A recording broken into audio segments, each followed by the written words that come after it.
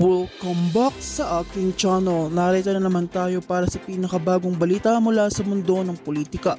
Unang pumutok ang balita ngayong araw na sina Lazatanas at BBM may opisyal nang isinama sa listahan ng mga personalidad na may visa ban. Ibig sabihin hindi na sila makakalabas ng bansa upang makaiwas sa mga kasong kinakaharap. Ito na ang naging tugon ng mga international partners matapos masangkot ang kanilang pangalan sa mga kontrobersyang yumanig sa bansa.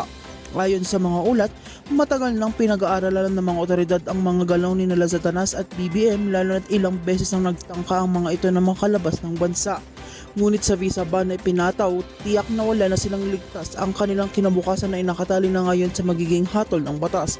Marami sa mga mamamayan ang natuwa sa balitang ito dahil sa wakas ay tila may hustisyang darating laban sa kanila. Hindi na raw maaaring tumakas at magtago sa ibang bansa gaya ng ginawa lang ng mga personalidad noon. Para sa taong bayan, ito ay patunay na matagal na rin nilang panawagan ay pinakinggan na rin.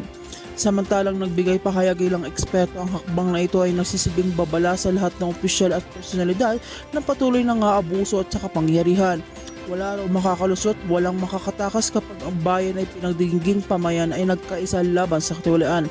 Nababahala ang mga kampo ni Lazatanas at BBM dahil wala na silang magiging opsyon upang magpahanap ng proteksyon sa labas ng bansa.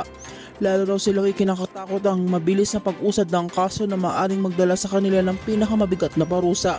Ayon sa mga kritiko, ito ay tinatawag na tunay na karma. Sa uli, malinaw ang mensahe, wala nang makakatakas sa pananagutan kung noon ay nakakagawa pang umiwas sa batas sa pamamagitan ng paglalakbay at pagtatago, ngayon ay wala na silang ligtas. Ang visa ban ay simbolo ng hustisya na matagal nang hinihintay ng sambayanan at sa wakas nakamit na rin nila.